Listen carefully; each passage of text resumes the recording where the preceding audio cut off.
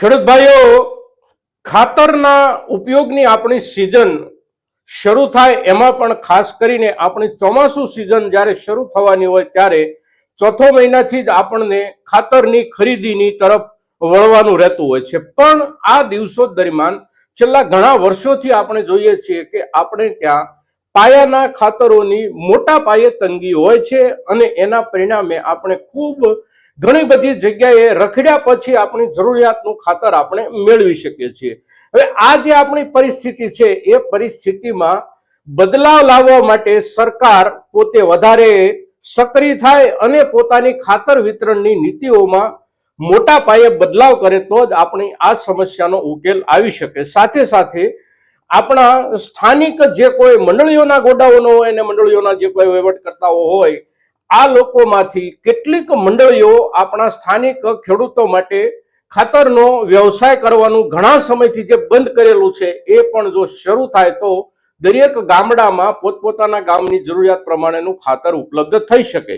પણ અત્યારે હાલના સમયમાં આપણે જોઈએ તો આવો કોઈ આપણે માટે અનુકૂળ હોય એવો માહોલ બનતો આપણને નથી દેખાઈ રહ્યો। હવે આ સંજોગોમાં આપણને જે કાંઈ ખાતર બજારમાંથી મળતું હોય છે એ ખાતરથી આપણે આપણું કામ ચલાવવાનું હોય છે। ચોમાસાની ઋતુમાં આપણા મુખ્ય પાકોમાં પાયાના ખાતર તરીકે જેની આપણે વધારેમાં વધારે જરૂરિયાત હોય છે એ પાયાના ખાતરો એટલે આપણા ફોસ્ફરસ યુક્ત ખાતરો। ફોસ્ફરસ યુક્ત ખાતરોમાં પણ આપણે મુખ્યત્વે એટલે કે મોટા ભાગે જે ખાતરનો સૌથી વધારે વપરાશ કરતા હોઈએ છીએ એમાં પ્રથમ ક્રમે છે ડીએપી, બીજા ક્રમે છે આપણું NPK 12-32-16 અને ત્રીજા ક્રમે છે એમોનિયમ ફોસ્ફેટ સલ્ફેટ। એ સિવાય ચોથા ક્રમે આપણે જોઈએ તો સિંગલ સુપર ફોસ્ફેટનો ઉપયોગ પણ કેટલાક ખેડૂતો કરે છે। હવે આ સંજોગોમાં આપણને સૌથી વધારે દુષ્કર ખાતર કયું છે મેળવવા માટે, તો મેળવવા માટે આપણને સૌથી વધારે મુશ્કેલી પડતી હોય તો એ છે આપણું ડીએપી, NPK 12-32-16। આ બે ખાતરો આપણને મેળવવા માટે ખૂબ મુશ્કેલી પડે છે। તો એની બદલીમાં આપણે અનુકૂળતા સાથે બીજું કયું ખાતર વાપરીએ તો આપણા પાકમાં આપણને જેટલો ફાયદો ડીએપી થી થતો હોય એટલો જ ફાયદો મળી રહે અને અત્યારની ખાતર મેળવવા માટેની દોડાદોડીથી આપણે બચી જઈ શકીએ।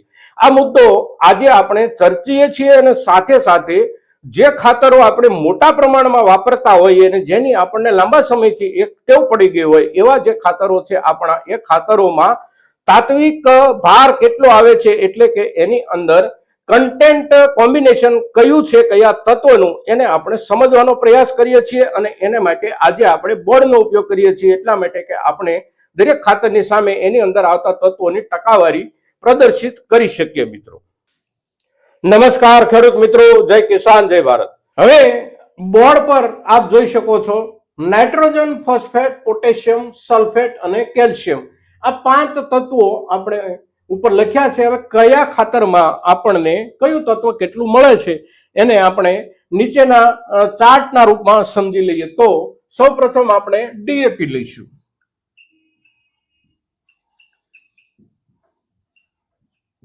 ડીએપી માંથી આપણને નાઇટ્રોજન મળે છે 18%, ફોસ્ફેટ મળે છે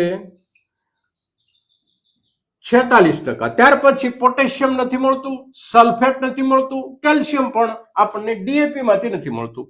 ત્યાર પછી એનપીકે 12-32-16 તો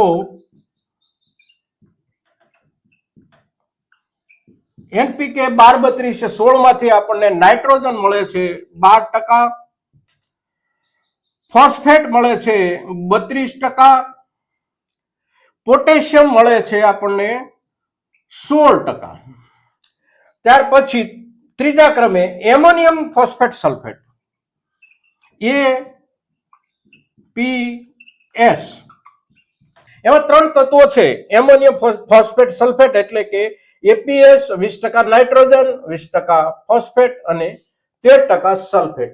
ત્યાર પછી ચોથા ક્રમે જે ખાતર આપણે બહુ જ્યાદા સમયથી વાપરતા આવીએ છીએ પણ કેટલાક ખેડૂતો એનો ઉપયોગ હજી બહુ ઓછો કરે છે, અત્યારના સમયમાં જ્યારે બાકીના ખાતરોની આપણને તકલીફ પડે છે ત્યારે એની સામે સરખામણીમાં આ ખાતર આપણને થોડું સહેલાઈથી મળે છે અને આપણા અત્યારના ચોમાસુ ઋતુના જે કોઈ મુખ્ય વાવેતરો છે એમાં એક ખાતર આપણે બાકીના કોઈ પણ ખાતરની બદલીમાં એની સાથે કેટલાક તત્વો વધારાના ઉમેરી અને વાપરીએ તો આપણા ઉત્પાદનમાં કોઈ ફરક પડવાની શક્યતા નથી, અને એ ખાતર છે આપણું સિંગલ સુપર ફોસ્ફેટ.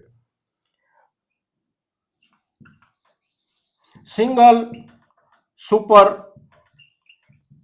ફોસ્ફેટ એની અંદરથી આપણને જે તત્વો મળે છે એને જોઈએ તો એમાં નાઇટ્રોજન આપણને નથી મળતું.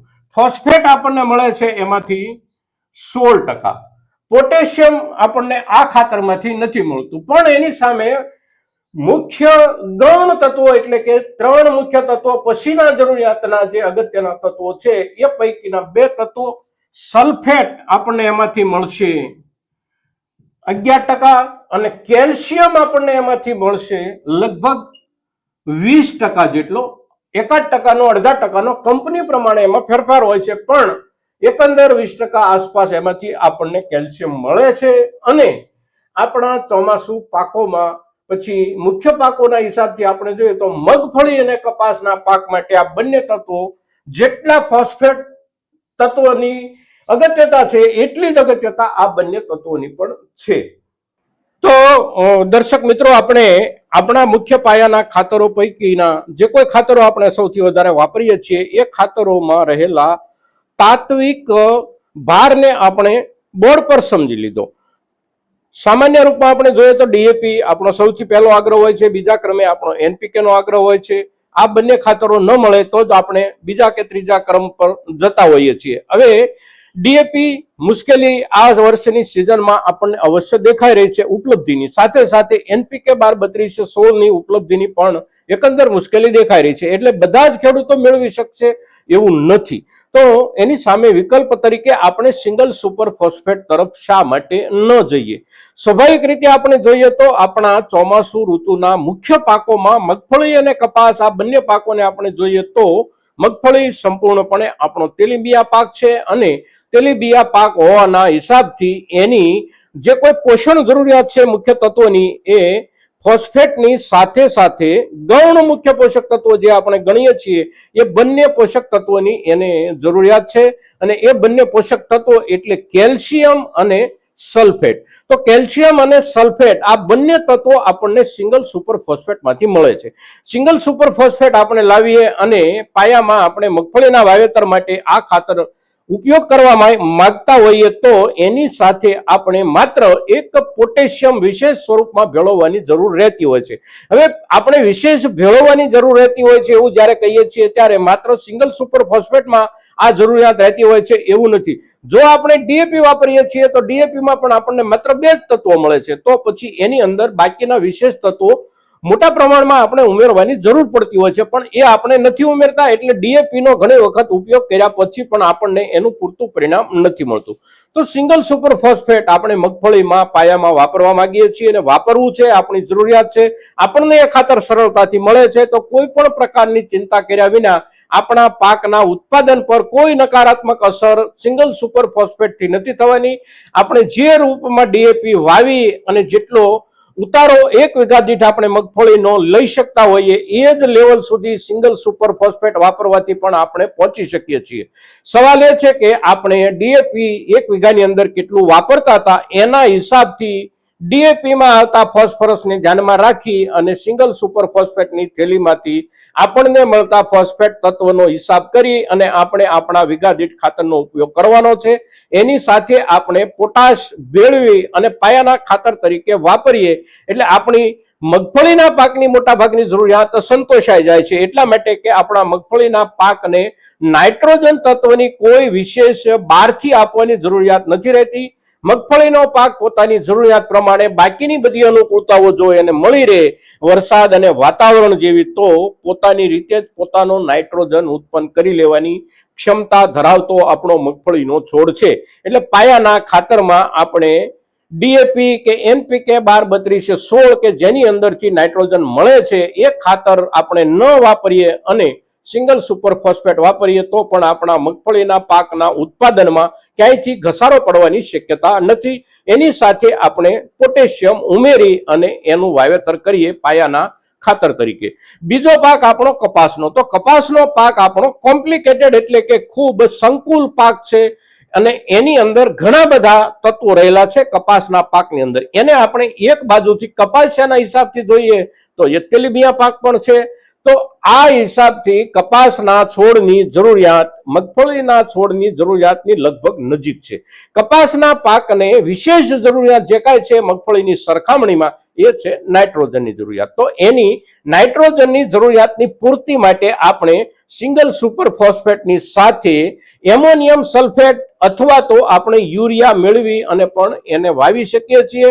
પોટાશ ખાતર જેવી રીતે મગફળીમાંના પાયામાં આપણે ઉમેરવાનું હોય એવી જ રીતે આપણે કપાસમાં પણ પોટાશ અને નાઇટ્રોજન યુક્ત કોઈ પણ ખાતર ઉમેરી અને વાવેતર કરી શકીએ છીએ.